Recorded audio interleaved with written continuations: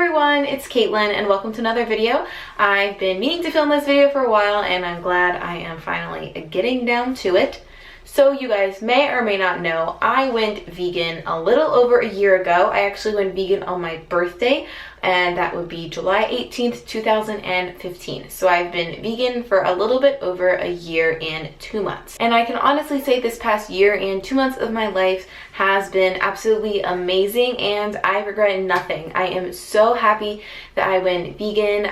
I just feel so much more vibrant and full of energy. My skin has gotten so much clearer. I'm eating so much healthier now. But more importantly, I went vegan because I know I'm making a difference and I'm helping to eliminate animal suffering and to help reduce my negative impact on the planet as well. I can honestly say that I have grown so much as a person over the past year, and I just feel so much more compassion not only towards the animals but towards spreading love and positivity and peace to all human beings. Now, if you're a vegan, I'm sure you've come across at least one person who asks you how you get all of your vitamins and nutrients, and I feel like society as a whole kind of thinks that vegans are deficient. So I thought it would be interesting to get my blood tested and to see if I am as deficient as the population thinks that I am. Now, I didn't just do this for a YouTube video. I did it primarily for my own health and to make sure that my body was as healthy as it possibly can be. And whether you are or are not vegan, I think that everyone should get a blood test, probably annually, just to see how you're doing and if you are nourishing your body with the right foods and the proper amounts of food so that it can flourish and be vibrant. Also, getting a blood test is a lot easier than people think, especially as a college student. I know a lot of people who watch my videos are younger students or are in college, so I just want to let you guys know how easy it was for me. All I had to do was book an appointment with my student health center, and most student health centers will also have a lab there as well. So I literally didn't even have to leave the building. I just went, met with the main doctor, told him I wanted to get a blood test to make sure I was okay, and then I just walked down the hall to the lab. I got my blood tested and he sent me the results electronically. I didn't have to go back in to pick them up. I didn't have to wait or anything, and I didn't have to pay anything either because the student health center, it usually works with most insurances, so my insurance paid for my blood test as well. So that being said, I have my blood test results right here on my computer. I don't have a physical copy because everything is electronic these days, and it is nice that I could have just accessed it online. I'm not going to go over every single detail of my blood test because I find that that's a bit redundant and not necessary, but I did want to hit some key nutrients and show you guys how I'm doing on the scale of other things, and some things I was awesome at. There is one area that I can improve in, as you will shortly see. Okay, so first, on your blood test, your iron level is listed under your MCHC, and you can either have too high or too low of iron levels, though I would say most vegetarians and vegans suffer from the lower end of the spectrum. So my level was a 33.6, and according to this blood test, an acceptable level is a 31 to a 37. So again, I am perfectly within a healthy range of iron. So next I'm going to talk about probably the most controversial vitamin, which is B12. And if you are on a vegan diet, I think that for the most part you should be taking a B12 supplement. Now, meat eaters do get B12 from the meat that they consume, but this isn't because meat inherently has B12. B12 comes from bacteria in the soil, and the meat that they were eating eats that soil, and that's how it gets transferred to the meat. And nowadays, meat products are pumped with hormones and other vitamins because the diets that these animals are eating isn't as nutritious as before. So even the meat could be getting like artificial B12. And actually, a lot of meat eaters are deficient in B12 as well. So even if you do eat meat, you could be B12 deficient. So stop nagging on the vegans. And I know when I specifically got my blood tested and told the doctor that I was a vegan, he was like, oh, we're definitely going to need to test for B12. But I do take a B12 supplement, which I will touch on in a little bit. So my B12 is listed here as a 734, and the healthy result is a 211 to a 911. So I am not even close to being B12 deficient. And I will say that Some people say if your B12 levels are fine, you don't really need to supplement on a vegan diet, but I've also heard that is kind of controversial because it takes a while for your B12 levels to drop, and if they drop enough where you do become deficient, it takes a lot longer to get them back up to an acceptable level. So if you're interested in learning more about that, I would honestly do your own research. I'm honestly not a qualified health professional, so as for all of this, take everything with a grain of salt. Always find someone you trust and do your own research. Also, I wanted to touch on my calcium, because I am not drinking cow's milk, which is milk meant for cows, by the way. People might think that I am deficient on a vegan diet. However, you can get calcium in a lot of other sources that doesn't have to involve animal cruelty, such as dark leafy greens. And surprise, surprise, my calcium result is listed as a 9.0 and the reference range given is an 8.4 to a 10.2. So I am perfectly fine in my levels of calcium as well. Okay, so now we'll get to the area that is a little more problematic. I got my vitamin D levels tested. Some people do have problems with vitamin D on a vegan diet. It is more prevalent in meat substances such as eggs and other animal flesh. So my collection reading is a 26.6. However, the acceptable reference range is a 30 to 100. So according to this lab, my vitamin D levels are actually a little low. It does give a reference chart of acceptable values, and I will say that I am not deficient in vitamin D. I'm only insufficient, and I'm also super close to the sufficiency range. So when I saw this, I was honestly actually a little surprised, considering I live in Florida and I'm actually outside in the sun a lot. I ride my bike to class and I do like to spend time outdoors. However, my vitamin D levels are a little lower, but I am not freaking out. The doctor told me to take an over-the-counter vitamin D supplement, so I'm going to be doing that, and I booked an appointment with him to talk to him in 3 months and get my blood tested again. So honestly, I am not concerned, and if you guys would like an update video in 3 months when I do get my blood tested again, I'd be more than happy to film that. So like I just said, I am going to be taking a vitamin D supplement, and I thought this would be a great time to talk to you guys about the supplements that I do take on a vegan diet. Now, I think the most popular saying is that if you eat a variety of whole plant foods, you don't need to supplement at all on a vegan diet. And to be honest, with the exception of B12, which I already talked about, I do generally agree with that. But the issue comes into eating a variety of whole plant-based foods. Not everyone has the access to the variety of whole plant-based foods that are necessary in order to get the proper amounts of levels of things that you need. Also, I will admit that I'm kind of lazy and sometimes I like to eat a certain way, but I know I should be eating a different way to get my necessary vitamins and nutrients, and sometimes it's just more of a hassle to like eat the food versus take the supplement. However, that being said, not all supplements are equally as effective, and just because you're taking a vitamin that has 300% of your daily value of X doesn't mean all of that is getting absorbed into your body. So I will say that it is probably the best to eat a variety of whole plant-based foods. However, I don't think supplementation is inherently evil. And honestly, if you think about it, all meat eaters take supplements too. Like, you see all these meat eating athletes who are taking supplements to enhance their muscular physique. And if you think about it, most of the general population on a standard American diet is supplementing too. That's why people take daily multivitamins.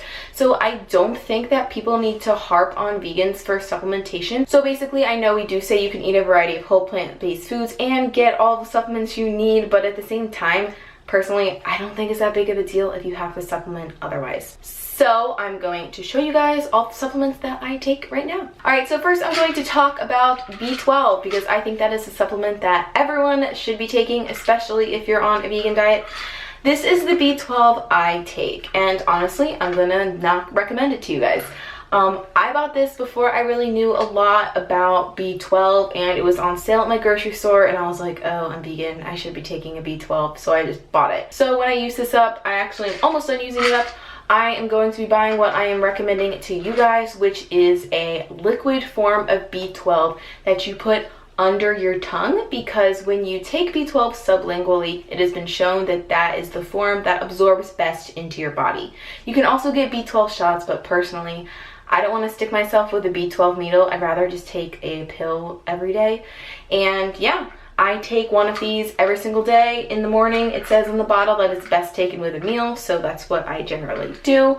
And for the most part, I've been pretty consistent with it, and I'm happy that my blood test shows that I am not B12 deficient. So the next supplement that I was taking were these non-fish omega-3s, because I was listening to a podcast and it talked about the importance of having omega-3 fatty acids and an EPA and DHA balance in your body for hormone health and overall body health, and it can be an issue sometimes with vegans.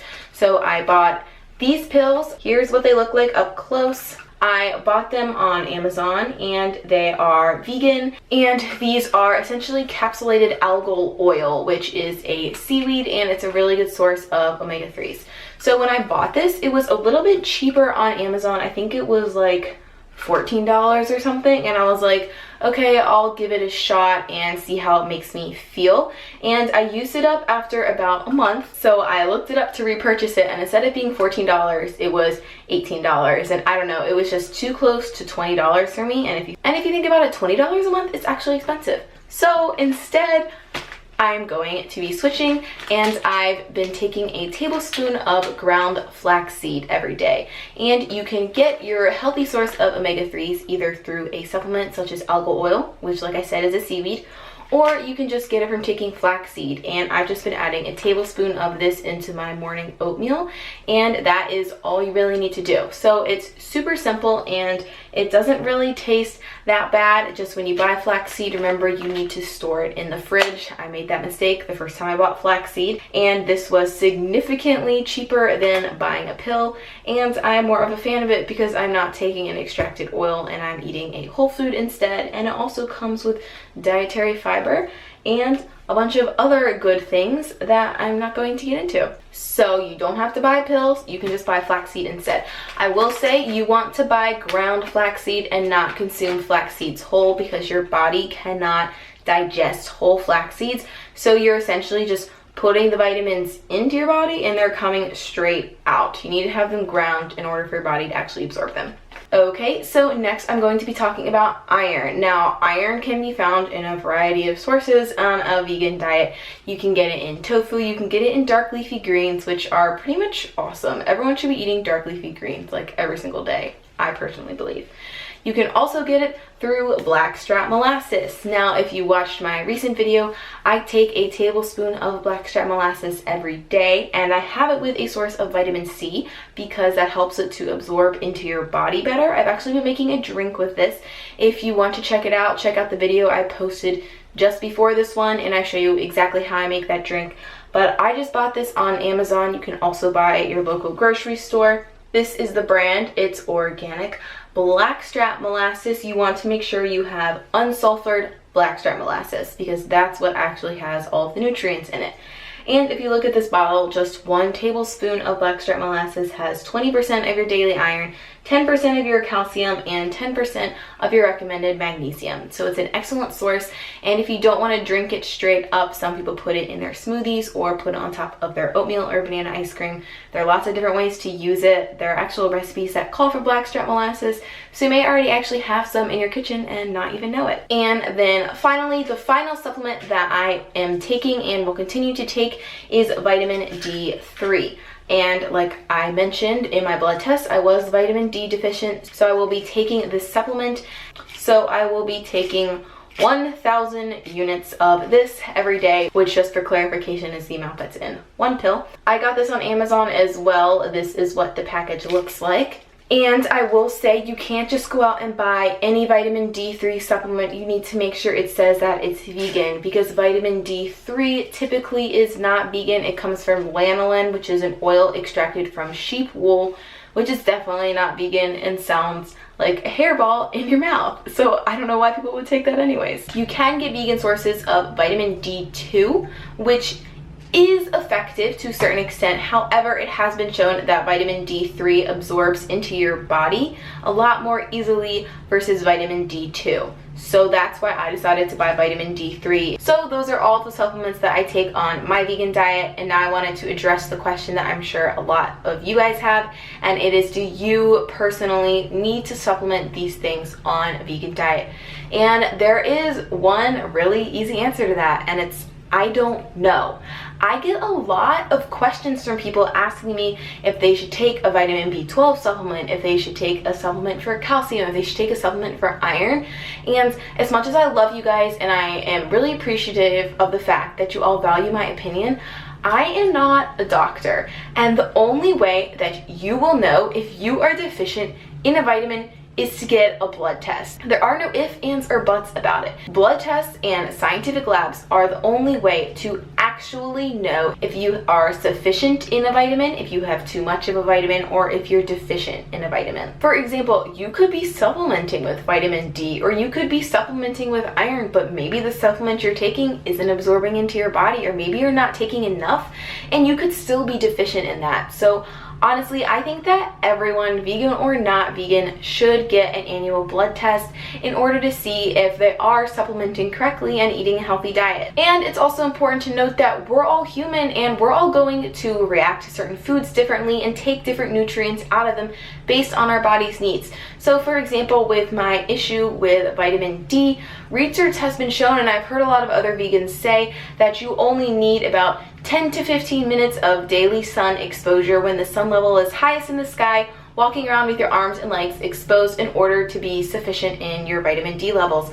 However, I have definitely been doing that every single day, and as you can see, I'm still having a problem with vitamin D, and so I'm supplementing. I really don't think it's that big of an issue, but I wanted to use that example to show you that just because the research is saying something doesn't mean it's going to be completely accurate for every single person. If I was in that study, I wouldn't have followed with the majority of people. I still would be vitamin D insufficient. And also, with that being said, I just wanted to stress the importance of you doing your own personal research. While it's great to watch YouTube videos and ask other people for their advice, they're not health professionals. I'm not a health professional. And although I do have some issues with the medical system, I do really think you should consult a doctor when you have a medical issue, because they have received formal training on this topic. And although their training might be slightly biased and influenced by the meat and dairy industries, you can usually tell what is factual and what is completely BS.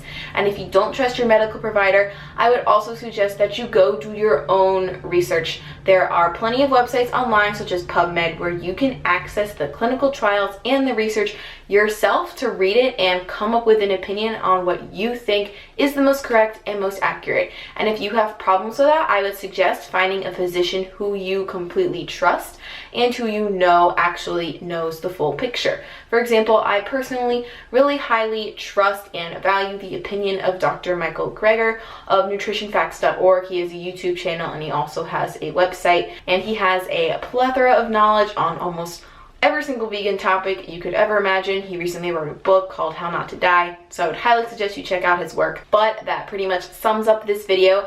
I hope you guys found it interesting and that you learned a little bit more about supplementation, and I'm curious to know your thoughts, so let me know in the comments below what supplements you take as a vegan or a non-vegan, and what your thoughts are on supplementation, etc.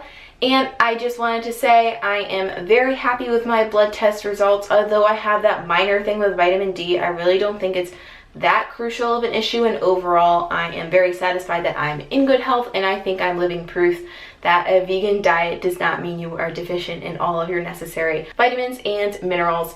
And I also hope that all of you strongly consider getting a blood test and seeing if you yourself are living a healthy diet, and if not, what you can do about it. And it may seem like a hassle, but honestly, you are the only person who is in charge of your body, and I really think that you should put your health first. And even if it's a few hours out of your day or a few dollars out of your pocket, it really is worth it in the end in terms of your longevity and your overall health and happiness. So as always, I want to thank you guys for watching this video. I know it's a little bit different than some of the stuff I normally put out, but I still thought it was interesting to film and interesting to share with you guys. And yep, I think that's it. I will talk to you all later in the next video. Bye!